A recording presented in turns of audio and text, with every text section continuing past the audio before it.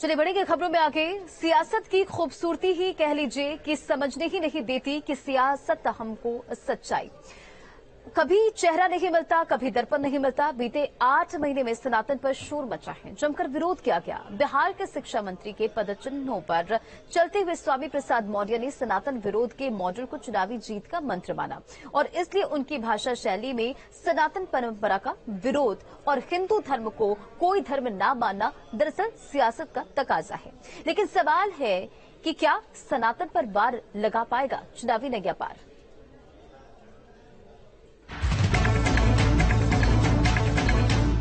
हिंदू धर्म नाम की कोई धर्म है ही नहीं। हिंदू धर्म केवल धोखा है। संविधान कहता है धर्म, जाति, लिंग, जन्मस्थान के आधार पर किसी के साथ कोई भेदभाव नहीं किया जा सकता। हम नारा देते हैं हिंदू, मुस्लिम, सिख, ईसाई सब हैं आपस में भाई भाई। अगर हिंदू राष्ट्र की बात करेगा तो मुसलमान क्यों नहीं बात करेगा? सिख क्यों नहीं बात करेगा? बौद्ध क्यों नहीं बात करेगा? जैन क्यों नहीं बात करेगा?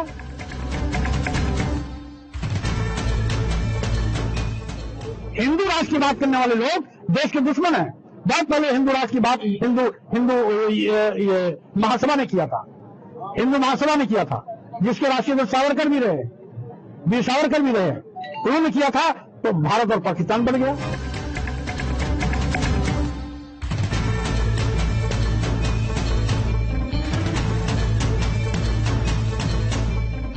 देश का विभाजन करने वाला राष्ट्रद्रोही मोहम्मद अली जिन्ना का पुतला दहन किया और जिन्ना का नाजायज पुत्र स्वामी प्रसाद मौर्य सपा नेता का हमने जो है पोस्टर जलाया है, क्योंकि स्वामी प्रसाद मौर्य राम मंदिर के उद्घाटन को नाटक बताया है। स्वामी प्रसाद मौर्य ने वीर सावरकर का अपमान किया है। स्वामी प्रसाद मौर्य ने कहा कि देश का बंटवारा जिन्ना के कारण नहीं बल्कि वीर सावरकर के कारण हुआ, हिंदू महासभा के कारण हुआ है। इसलिए अयोध्या से मैं तपस्वी छावनी पीठाधीश्वर जगत गुरु परमहंस आचार्य आज मैं 25 करोड़ का इनाम घोषित करता हूं कि जो सपा नेता स्वामी प्रसाद मौर्य को गोली मारेगा उसको मैं 25 करोड़ का इनाम दूंगा और मैं उसके घर पहुंचा दूंगा, उसको कानूनी सहायता भी करूंगा।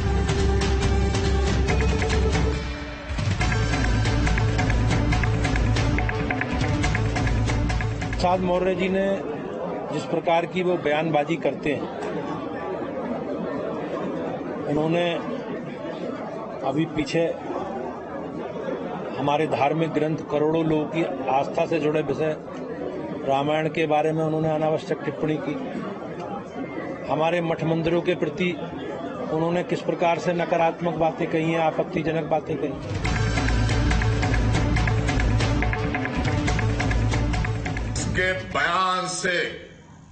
इसके बयान सुनने के बाद जो है हमने तलवार जो है सही करना शुरू कर दिया है। ये तलवार मैं स्पेशल मंगाया हूं, इसके लिए मैं स्क्रीन पर दिखा रहा हूं और मैं अपने हाथ से इसका गर्दन काटूं।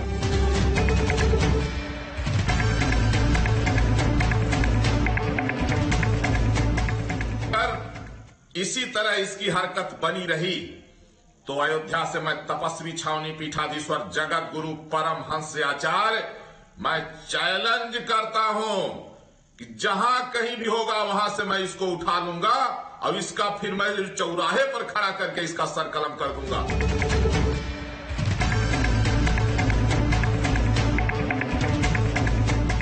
अगर इसमें औकात है तो जिस तरह से रामचरितमानस की प्रतियां जलवाए उस तरह से कुरान जला करके दिखा दे, न जाने कितने टुकड़े हो जाएंगे इसका। सियासत की अपनी अलग एक ज़बान है, लिखा हो जो इकरार तो इनकार पढ़ना। स्वामी प्रसाद मौर्य हाल फिलहाल में बेहद चर्चा में रहे हैं। सनातन पर अपने विवादित मतों को लेकर स्वामी ने जो भी बातें रखी, उनका सियासत से क्या लेना देना है? क्या वाकई में ये स्वामी का व्यक्तिगत मत है? ये बयान सनातन पर उनके अविश्वास को दर्शाता है या फिर इसके कुछ सियासी मायने भी हैं जो आगामी लोकसभा चुनाव में स्वामी और समाजवादी पार्टी को फायदा पहुंचा सकते हैं? इन सारे बयानों के सियासी मायनों को समझें, उससे पहले जरूरी है स्वामी के पुराने बयानों को सुनना। देश की महिलाओं, आदिवासियों, दलितों, पिछड़ों को अपमानित करने वाले रामचरितमानस की चौपाइयों के उन हिस्सों को आप उन्मूलित नहीं करते, संशोधित नहीं कराते, तो जब भी समाजवाद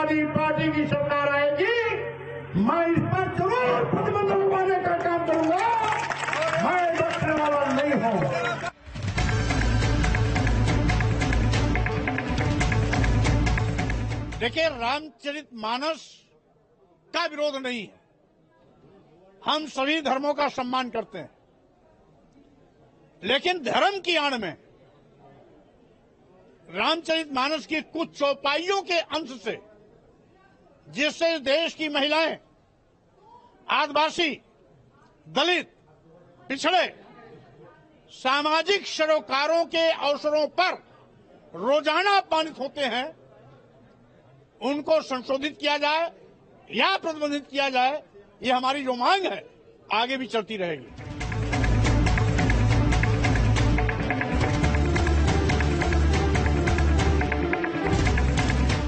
और सारी विषमता का कारण भी ब्राह्मणवाद ही है।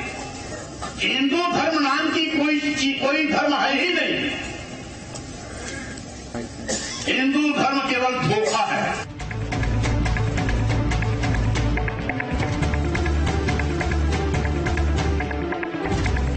अगर हिंदू राष्ट्र की बात करेगा तो मुसलमान क्यों नहीं बात करेगा? सिख क्यों नहीं बात करेगा? बौद्ध क्यों नहीं बात करेगा? जैन क्यों नहीं बात करेगा? माना जा रहा है कि स्वामी प्रसाद मौर्य की ये टिप्पणियां इस बात को स्थापित करने की कोशिशों का हिस्सा हैं कि भाजपा ब्राह्मणों के अलावा किसी अन्य हिंदू जाति का न तो सम्मान करती है और न ही उसके लिए अन्य जाति की कोई अहमियत ही है।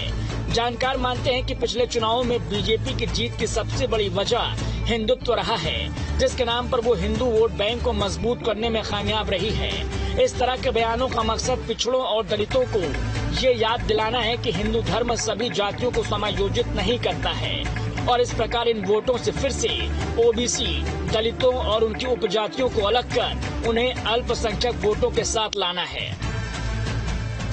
मैंने कभी नहीं कहा कि पूरे ग्रंथ को प्रतिबंधित कर दिया जाए, बल्कि तुलसीदास जी की लिखी गई रामचरितमानस के चौपाई के कुछ अंश, जिससे इस देश के सभी समाज की महिलाओं, शूद्र समाज में आने वाले सभी जात के लोगों, आदिवासियों, दलितों और पिछड़ों को अपमानित किए जाने की टिप्पणी की गई है और साथ ही साथ सम्मान देने में भी भेदभाव किया गया है। हमने उन अंशों का उद्धरण किया। यूपी में ओबीसी वोटर्स की अनुमानित संख्या सबसे ज्यादा 42 से 45% है, जबकि दलित वोटर करीब 21 से 22% की तादाद में है। वहीं सवर्ण तबके की अनुमानित संख्या 18 से 20% है। इसके साथ ही मुस्लिम वोटर भी यूपी की राजनीति में कई सीटों पर गहरा प्रभाव रखते हैं। यहाँ मुसलमान वोटरों की संख्या करीब 16 से 18% बताई जाती है। यानी वोटों का अंक गणित ये कहता है कि जिसने ओबीसी और दलितों के दिल को छू लिया, उसकी चुनावी नैया आसानी से पार हो सकती है। यही वजह है कि दलितों और पिछड़ों को सताया हुआ बताकर स्वामी दरअसल इस वोट बैंक पर पैनी नजर रख रहे हैं। इस साल के उनके दिए बयान यही बतलाने की कोशिश कर रहे हैं। स्वामी इस बात को अच्छी तरह से जानते हैं कि बीजेपी से अलग होकर उनके हिस्से कुछ भी नहीं आया। चुनाव के वक्त बीजेपी का दामन छोड़कर सपा के साथ आना उनके लिए किसी भी लिहाज से हितकर नहीं रहा। ऐसा कहा जाता है कि स्वामी सियासत की बदलती हवा का रुख भांप लेते हैं, लेकिन 2022 के यूपी इलेक्शन से पहले उन्होंने भारी चूक की और उन्हें इसका खामियाजा भी भुगतना पड़ा। चुनाव से ठीक पहले बीजेपी को सांप और खुद को नेवला बताने वाले स्वामी प्रसाद मौर्य को कुशीनगर की फाजिल नगर सीट पर बीजेपी के सुरेंद्र कुशवाहा के हाथों करारी शिकस्त झेलनी पड़ी, जिसके बाद स्वामी की विधायकी तो गई ही, साथ ही सियासी साख भी खोटी नजर आई। चुनाव के कई महीनों तक स्वामी करीब सियासत और मीडिया से गायब ही रहे, लेकिन साल खत्म हुआ तो इस साल की शुरुआत में स्वामी ने वापसी की, और वापसी भी कैसे? रामचरितमानस की चौपाई पर विवादित टिप्पणी देकर। देश की महिलाओं, आदिवासियों, दलितों, पिछड़ों को अपमानित करने वाले रामचरितमानस की चौपाइयों के उन हिस्सों को आप प्रतिबंधित नहीं करते, संशोधित नहीं कराते, तो जब भी समाजवादी पार्टी की सरकार आएगी, मैं इस पर जरूर प्रतिबंध लगाने का काम करूंगा। मैं बचने वाला नहीं हूं। News state. स्वामी प्रसाद मौर्य अच्छी तरह से जानते हैं कि जिसने भी ओबीसी और दलितों के दिल को छू लिया उसकी चुनावी नैया आसानी से पार हो सकती है। और यही वजह है कि सनातन और ब्राह्मणों का विरोध कर वो दलितों और पिछड़ों के वोट बैंक को अपने पाले में लाने की भरसक कोशिश कर रहे हैं और इसलिए वो साधु संतों को कटघरे में खड़ा कर चुनावी एजेंडा साध रहे हैं। रिपोर्ट देखिए।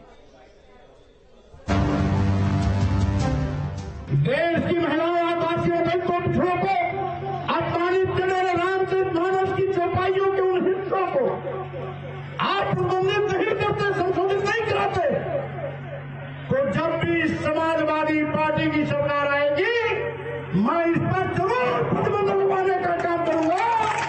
मैं बचने वाला नहीं हूं। और सारी विषमता का कारण भी ब्राह्मणवाद ही है। हिंदू धर्म नाम की कोई धर्म है ही नहीं। देश का विभाजन करने वाला राष्ट्रद्रोही मोहम्मद अली जिन्ना का पुतला दहन किया और जिन्ना का नाजायज पुत्र स्वामी प्रसाद मौर्य सपा नेता का हमने जो है पोस्टर जलाया है। क्योंकि स्वामी प्रसाद मौर्य राम मंदिर के उद्घाटन को नाटक बताया है। स्वामी प्रसाद मौर्य ने वीर सावरकर का अपमान किया है। स्वामी प्रसाद मौर्य ने कहा कि देश का बंटवारा जिन्ना के कारण नहीं बल्कि वीर सावरकर के कारण हुआ, हिंदू महासभा के कारण हुआ है।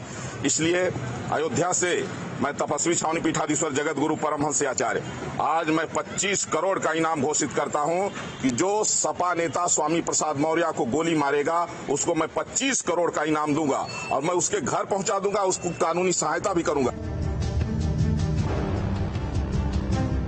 हिंदू धर्म केवल धोखा है। अपने विवादित बयानों को लेकर चर्चा में रहने वाले स्वामी प्रसाद सनातन पर निशाना साधते थक नहीं रहे। यही वजह है कि स्वामी ने एक बार फिर ऐसा बयान दे डाला जो करोड़ों लोगों की धार्मिक आस्था को ठेस पहुंचा रहा है। इस बार स्वामी ने साधु संतों और बाबाओं पर हमला बोला है और कहा है कि बाबा की सरकार में अपराधी सनातनी चोला पहनकर अपनी हिफाजत कर रहे हैं। को स्वनाम धन्य पीठाधीश्वर करने वाले लोग अपने असली चेहरों को जनता के बीच में उजागर कर रहे हैं। साधु संत और धर्माचार्य के देश में ये नरपिशाच है, आतंकवादी हैं, अपराधी हैं और जिनका अपराध चरित्र आज एक एक करके जगजाहिर हो रहा है। स्वामी ने ये बयान अयोध्या के पीठाधीश्वर परमहंस आचार्य के विवादित बयान पर दिया है। स्वामी ने कहा है कि ये धर्माचार्यों का गुण नहीं है, ये कुख्यात और अपराधी चरित्र के लोग हैं, साधु के भेष में खुद को छिपाए हुए हैं। पुलिस भी तमाशा देख रही है। इसी का नतीजा है कि इस प्रकार के बोलने वाले लोग पुलिस की गिरफ्त से बाहर हैं। आज यूपी में बाबा जी की सरकार है जिससे अपराधी चरित्र के बाबाओं के हौसले बढ़े हुए हैं। इसलिए अयोध्या से मैं तपस्वी छावनी पीठाधीश्वर जगत गुरु परमहंस आचार्य आज मैं 25 करोड़ का इनाम घोषित करता हूं कि जो सपा नेता स्वामी प्रसाद मौर्य को गोली मारेगा उसको मैं 25 करोड़ का इनाम दूंगा। ये धर्माचार्यों का गुण नहीं है। किसी को गोली मारने के लिए कोई 25 करोड़ रुपया देगा, किसी का गर्दन तलवार से काटने के लिए तलवार खरीद करके हवा में लहराएगा, सिर काटने वालों को सुपारी देगा, जीभ काटने वालों को सुपारी देगा, आंख कान नाक काटने वालों को सुपारी देगा। तो यह चरित्र किसी साधु संत धर्माचार्य सन्यासी का हो ही नहीं सकता। ये कुख्यात आपराधिक चरित्र के लोग हैं जो साधु वेश में अपने को छिपाए हुए हैं। उनकी बोली, उनकी भाषा, उनके कृत्य, उनके चरित्र से इनका अपराध आज जनता के बीच में एक एक करके बाहर आ रहा है। दरअसल अयोध्या के परमहंस आचार्य ने हाल ही में एक विवादित बयान दिया है जिसमें उन्होंने स्वामी प्रसाद मौर्य को मारने वाले को 25 करोड़ का इनाम देने की घोषणा को दोहराया है। उन्होंने कहा है कि स्वामी प्रसाद सनातन विरोधी हैं। वो जिस भाषा में समझेंगे उसी भाषा में समझाएंगे। कहा कि अब की बार पानी नाक के ऊपर से बहा तो उनका काम तमाम हो जाएगा। आज मैं 25 करोड़ का इनाम घोषित करता हूं कि जो सपा नेता स्वामी प्रसाद मौर्य को गोली मारेगा उनके इस बयान के बाद स्वामी ने परमहंस आचार्य के सहारे पूरे साधु संतों को कटघरे में खड़ा कर दिया है। बाबाओं को अपराधी बताना, सनातनी चोले की आड़ में आपराधिक कृत्य करना और इसके साथ ही सरकार के मुखिया का नाम लेना, ये बताता है कि स्वामी ने एक तीर से कई निशाने साधने की कोशिश की है। उधर रावण दहन से पहले परमहंस आचार्य ने एक दफा फिर स्वामी पर हमला किया है और इस बार तो उन्हें रावण तक करार दे दिया है। जो लोग सनातन धर्म को समाप्त करने की धमकी दे रहे हैं, ऐसे लोगों से दूरी बनाइए, इनकी उपेक्षा करिए कि अपने आप ये समाप्त हो जाए। और जो भी सनातन धर्म का विरोध करेगा उसको बख्शा नहीं जाएगा। जिस तरह से राम जी ने रावण का वध किया है, उसी तरह से सनातन धर्म का विरोध करने वालों का एक एक करके मैं वध करूंगा। आने वाले दिनों में स्वामी सनातन को लेकर और भी ज्यादा हमलावर हो सकते हैं। लोकसभा चुनाव से पहले इसकी पूरी संभावना नजर आ रही है, ताकि किसी भी तरीके से ओबीसी और दलितों के भाजपाई वोट बैंक में सेंधमारी कर अपनी पार्टी को फायदा पहुंचाया जा सके। बहराइच से Akshay Kumar Sharma, T news state.